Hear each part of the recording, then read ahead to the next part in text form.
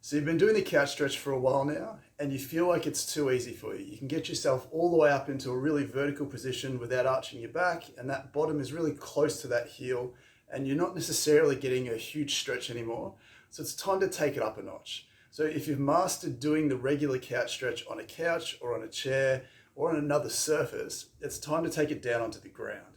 Now, obviously, if you're someone who has some knee discomfort, you can definitely use a pillow or a towel or a rolled up towel here to help your knee feel better. But essentially, we're going to ask more of the hip and increase the demands, making the stretch even better again.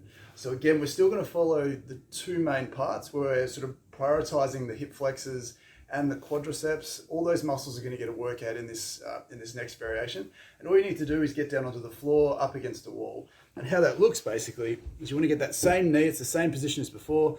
Knee goes into the back of the corner there, and the other leg still comes up quite high. And then again, the first part of this is that we're pressing that hip to the ground. So we're trying to open up the front of the hip, engage those hip flexors, mobilize those hip flexors. So what we can do here is we take a breath in, squeeze the glutes, tense up those muscles, push the knee back into the ground, make these muscles work really hard, and then relax. And then you should find that you can go just a little bit further than before. Take a deep breath in, tense, squeeze, hold, and then relax. And then again, you'll go further.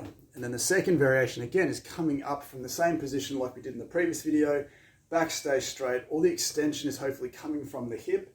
And the idea is to try and get relatively vertical without feeling an excruciating pain. So again, if you tap out here, that's completely fine.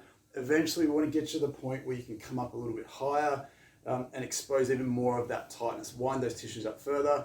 Go through the same breathing pattern where you take a breath in, squeeze your glutes, push your foot back into the wall or the surface that you're pushing against. Make these muscles activate for a little bit, then relax, and then you'll find you can go a little bit further again. Deep breath in, same deal, push, and then relax. Now, if you're finding that even that itself becomes too easy, or you want to take it up another level again, what we can include what's called a power band or a jump stretch band. You can use TheraBands, you can use any sort of band that has any elastic to it. If you're Australian and you have an Oki strap, it's the same sort of thing. But the idea is that we can use this to bias the joint capsule more than the superficial soft tissue, like the hip flexors and the quads.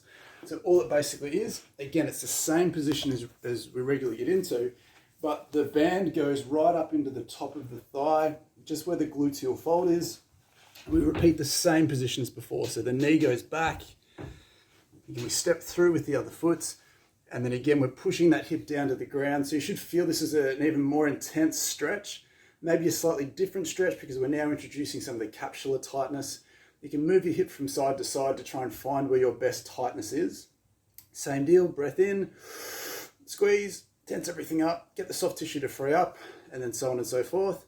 And then again, bringing it back into the other version, coming up as tall as you feel comfortable. What you should find with this band, with this stretch band around the hip, is you should feel you can bias a lot more tightness and stiffness through the front of that hip joint.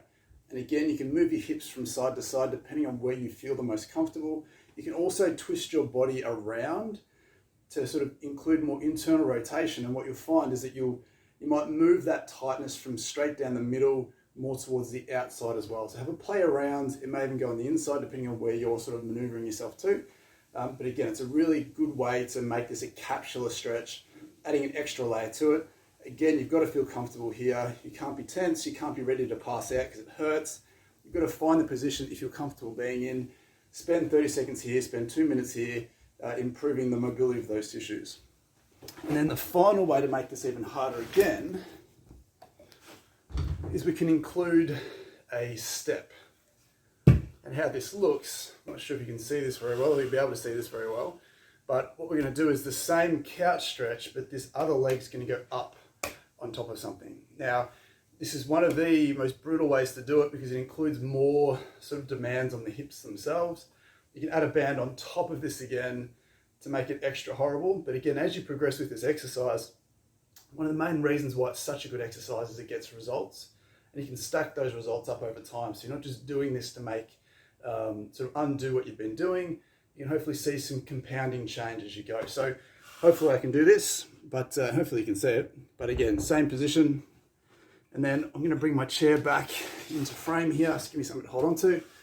And all we want to get you to do here is get that leg up higher again. So as you can hopefully see down the bottom here, this is sort of the seat here. So again, we're trying to come up nice and tall, and it just feels like there's all this extra demand on the hip because that hip sort of gets wound up a little bit further, creating that extra tension. So again, it's not for the faint-hearted, but it's definitely something that you can work on to improve the mobility and the function of those hip flexors. Again, one of the best stretches you'll find. Give it a go and let us know how you feel.